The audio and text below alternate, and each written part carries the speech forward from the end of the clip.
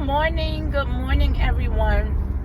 Listen, I had this on my heart, so I wanted to share a story with you guys because I'm really, really proud, and I owe so many people for all of it. Like how we came together was truly amazing. So, I co-parent, of course, you guys know that, and for quite a few years, it was tumultuous. We were still trying to fill each other out. I was still in a place where a lot of times I felt left out because my kids are primarily with their father, and their father, I want to say 2 years ago, remarried, and it's him and his wife, and they're with my kids. So, not to say that I'm absent, because although everybody knows that I'm not, I'm very much present. But, there are a lot of times that I'm not present. And a lot of times they have to make decisions without me. So I went through a rough period of feeling left out and feeling not a part of, or maybe feeling like they didn't want me around. I went through those different things, it was just something I had to go through, because again, that sacrifice wasn't easy for me, but I did it. So we're now at a place now where me and their bonus mom had another sit down, and we decided to, that we really don't have issues. It was just little things, little kinks that we really needed to get ahead of and get over, that hump. And one thing that she said that I didn't really agree with, but I now have a change of heart. She always wanted me to kind of contact her. And at first I was looking at it like she just don't want me to talk to him. And I felt like, I'm his mother, I'm their mother, he's their father, and we can do this. Whatever we need on the side, that's where y'all coming at. But, I was wrong for that, because at the end of the day, it takes a village. And if that's his wife and that's their bonus mom, she's been in my children's life for over 7 years, the same amount of time as me and my wife been together. So I felt like, we all have to be in this together. They're coming into a situation, and we're welcoming them into the situation. We can't alienate them. So, I had to come to that decision, right? I had to come to that. And it took a minute. It took a lot of us going back and forth, fighting and carrying on, for me to literally have an aha moment and just say, one day I'll say, this is what opened the doors and changed the conversation. I was dropping my daughter off one day, and my oldest daughter, her prom is coming up, and I've been grappling, like, where am I going to go to, how am I going to get my daughter dressed and everything, because we live so far away. And this is a moment for me, and because me and her bonus mom was not seeing eye to eye, I knew that I was going to be welcomed in her home and everything. So I was grappling with that. So I didn't know what I was going to do. I was thinking about getting a hotel room and moving everything over to the hotel room and all this and all that, just to make me comfortable. Would that have made my daughter comfortable? No. My daughter want her family to be, want it to be normal. She didn't want to have to go through that, but she wouldn't say that. She was like, all right, mom, whatever you want. But I knew that it affected her. So one day I'm dropping my daughter off, and as I'm leaving, I see the bonus mom. And me and her was not speaking. We, like, literally, when we see each other at games, whatever, we grilling each other down, like we just avoided each other. We couldn't stand each other. It was a lot of tension, and we put our spouses in the middle of it. It was just a mess. Okay, so I go, and as I'm turning, like heading up out of there, I see her walking, and something was all like, damn. In my head, I'm like, damn, I gotta talk to her. I really gotta talk to her. And I swear, God just said, do it now. So I turned my car around and I went back to where she was at and I asked her, can we talk? She's like, sure. We had a very, very good conversation. We got out of a lot of things. And at the end of that story, we don't even know why we were mad at each other. And at that point, I said, I was thinking, and she kind of like, you got a point there. I said, I think somewhere along the lines, it got convoluted to where you were fighting me as an ex when I was just trying to be a mother to my children. I'm no longer an ex. You guys are married. I'm out the picture. And I 100% support your union.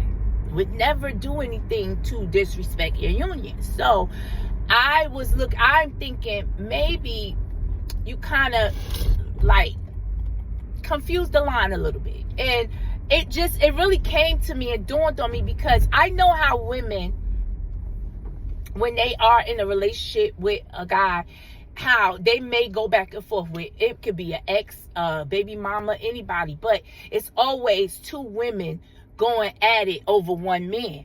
And a lot of times that's because feelings are still involved. When you can actually move past that, you really, your eye is now keen to what's best for the kids and how we can do this in a structural way that everyone is happy. So that's where I was at. But I don't know if she knew that I was there until we had this conversation. And so after all of that, she said, well, I still, one more thing I want to say, I still would like you to kind of like communicate with me as well. Because a lot of times when their father is not around, I'm picking up the pieces with the kids. So I say, you are absolutely right. I have no problem with doing that. So what I decided to do was start a group chat with all four of us. That way, the lines of communication is not jumbled. You know what I'm saying? So that has been working out so good. And so we get hit. Well, I got hit with a situation with my daughter. Now, my daughter is 18. And y'all, let me tell you, she's not street. None of my three little ones are not street at all. I have really, really sheltered them a lot. And that may be a good thing. It could also be a bad thing. But now my daughter is 18 and she wants to branch out. So she asks me if she can go to a college party. She was invited to a college party and she wanted to go. She said she'd never been. She's like, Mom, I don't go nowhere. I go to school and I go to work. I don't really do anything. This was the first time I was invited to something like this and I really want to go. Y'all, no lie. I said, wait a minute. I literally, anxiety came through me like you would not believe, okay? It was so bad that I said, I need to, give me a minute. I got to gather myself. Give me a minute and I'll call you back. Yeah, I hung up and I started crying. Now, a lot of y'all gonna say you is such a punk. I am. I can admit that. I am so soft. Okay. I started crying because at that very moment, I realized my little girl is growing up. And now I have to rely on everything she was taught and hope and pray she can maneuver and use that out in these streets. Then all these documentaries and all this shit I watch on YouTube, Little Black Girl Lost, all of that started coming in my head. And I flipped out. I lost it. So I'm like, I'm not going to be able to do this. She can't go. She fucking can't go. So then I said, you know what? Let's open this up on a group chat. that was the best thing I could have did. Because when all four of us came together and we talked about it, let me tell you something. Me and Bonus Mom we had kind of the same, we was on the same page with a lot of things. And then my wife and my kid's father was on the same page with a lot of things. And then it was things that they didn't think about, and it was things that I didn't think about. So when I say the meeting of the minds came with this whole situation, what could happen, that. So at the end of it all, we decided that this party was not the best. This wasn't going to be a party that my daughter was going to go to. Not this time. But we also understand that she do need to start getting her feet wet and being able to go to things that she's invited to. If it's safe. I'm gonna say that. But it's going to be sometimes that I don't know if it's safe, or it might not be safe, and my daughter might be right there, So I have to think about all these things. But my whole point was, working together, it takes a village, and working together did everything that a village was supposed to do in the best interest of your child. So if I can leave y'all with anything, sometimes, matter of fact, most times, it is better to try to get along and co-parent these kids, because the results are astonishing. They're amazing. And I couldn't be more pleased. And you know what else was the best part about that whole conversation? Because after we came to a decision that we're not letting her go, it was up to me. I had to break it down to her, because she asked me.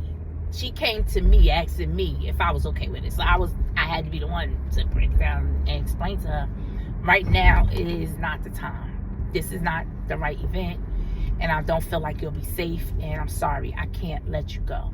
I do understand, though, you are 18. You do want to go places. And I appreciate you not just thinking you so grown that you don't have to ask me shit. I appreciate that, because it's a lot of kids that at 18, their parents couldn't tell them shit, So I appreciate those little things.